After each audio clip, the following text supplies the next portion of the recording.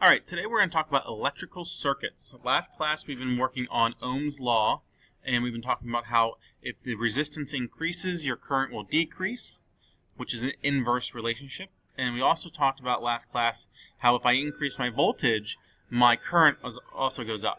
Well, today we're going to focus on just circuits, and our essential question is, how do circuits work? So my first picture here is, what do you think? Which circuit could cause all the lights to go out? So we have one over here. I even give you a little schematic drawing. Okay, and I have one over here, another schematic drawing with everything labeled. Okay.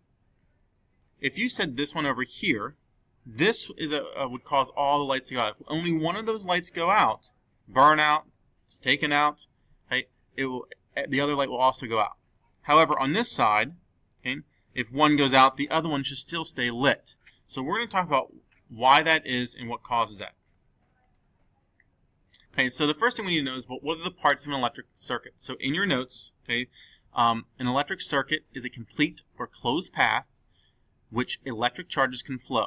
So here's a picture right here with a light bulb. And electric charges are going to flow from the wire, from the negative side of the battery, through the wire to the light bulb, and then back to the positive side. So all electric circuits contain three basic parts. You need an energy source, which could be a battery, or if you plugged it into the outlet, or some way of moving those electrons. Okay? Electrical conductor, which is usually a wire or something metal, okay, and a load. In this case, it's a light bulb. Other cases, it could be the computer, it could be the radio, it could be refrigerator. Anything that uses electric is what we call a load. So, continuing with parts, the energy source converts some type of energy, such as chemical, like a battery, into electrical energy. So the batteries take chemical energy and turn to electrical energy. A common household energy source is a battery, like we said, and a battery changes that chemical and puts it into electrical. Solar cell is another one. Okay, right here, this bottom picture is just an outlet. You know, this is continuous energy from the power plant. Okay. Continue with some more parts here. So we're going to take a look real quickly at the inside of a power plant. And a power plant normally takes chemical energy such as coal, natural gas, or something like that, and converts it into mechanical energy. It can also take nuclear energy and convert it into mechanical energy. So here's how it works. Okay, so electrical generators are what serves as a source for many homes and businesses. So the power that comes out of our outlets is from an electrical generator. And the first thing, if you look at the picture down here, we take coal, which is chemical energy, and we put it into a furnace and we burn it. And when you burn it, you get heat, and it heats up the water in these tubes, and that water goes and starts to turn into steam.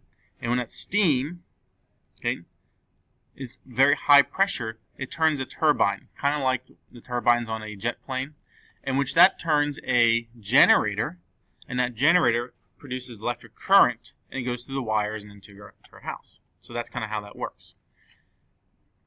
All right, materials in which electrical charges can move easily we called conductors. We talked about that earlier. And most metals are great conductors. Electric wires are often made out of copper because they're such a good conductor. And in order to protect you, you have to have an electric insulator, which is usually a plastic covering or a rubber or glass or some type of something where electrons can't flow through, like we talked about earlier. So then there's the load. And these are just a couple pictures, an old-fashioned radio. Any radio would be a load. Anything that uses electrical energy is what we call the load. Light bulb, motor, computer, printer, you name it. Okay, if you use electrical energy, it will be a load. The conductor connects to the energy source, to the load, and the load converts electrical energy into other forms of energy. So a motor takes electrical energy and changes it to mechanical. A radio takes electrical energy, puts it to sound, and a light bulb takes electrical energy and makes it to light. Okay. So how can electric circuits be modeled? So here's our next question. Okay, circuits can be complex. So you can have a single computer chip. So we've seen chips before, which many millions of parts. Okay, a tool that can be used to model electric circuit is what we call a circuit diagram. So in order to understand circuits, we got to understand a little bit about how they draw diagrams. And simply a diagram is for electrical circuits, shows all the parts in a complete circuit and the relationship between the parts. So here's some pictures right here. So this is usually straight lines or wires. A load is a squiggly line, and that can be anything from a light bulb to a refrigerator to a computer. It's basically the resistance or what's using the electricity. Here's a picture for a battery source or an energy source. One side's positive, the other side's negative. A long line for positive, short line for negative. Open switch, okay, line with a circle and the line going up, because open means it's not connected. And a closed switch, which means 2 dots and a line, which means it is connected. Okay. So, electric charges move continuously in a closed loop of an electric circuit. And a switch, we use a switch in order to turn things on and off. You know this from your own home and from our school, and that's just a simple switch you see every day. A switch usually is made up of a piece of conducting material, and it can move, and when the switch is open, the circuit is open, and current cannot flow through that wire, so there's no charges flowing, light won't be on. Okay, so open circuit, no light, no power.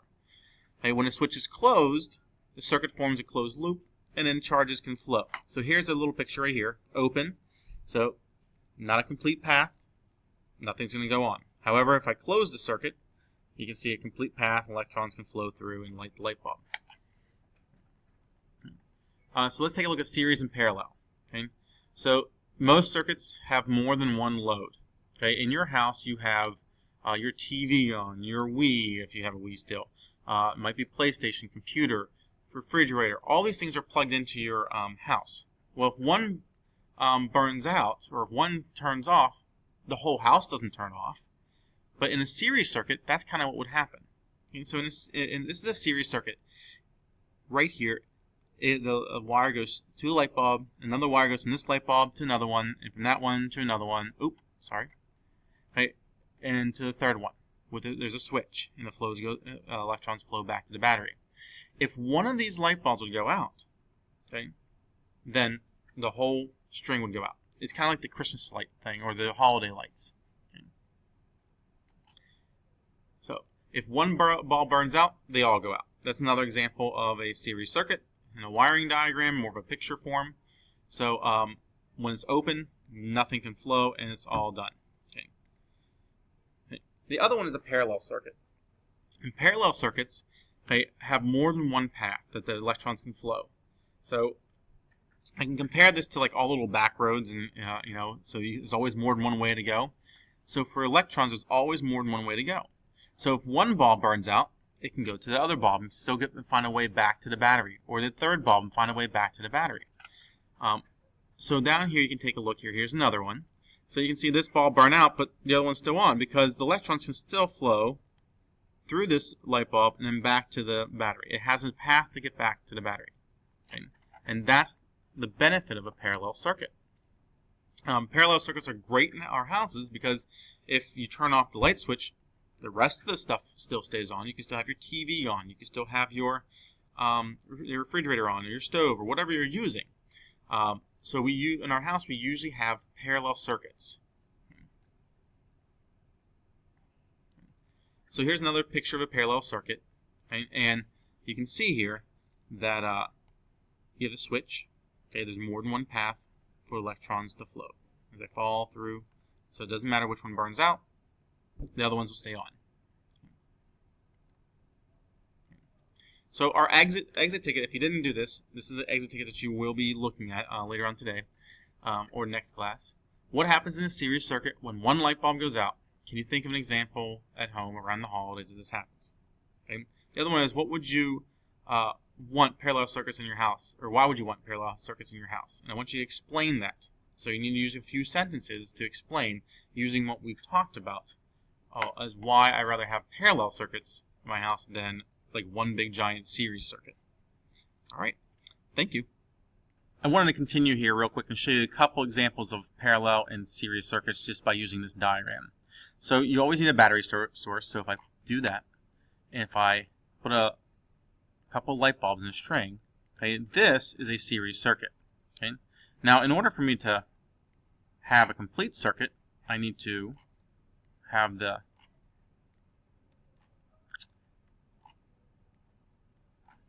wire go all the way back here. So you can see we have that right there. And then if I turn one off, boom.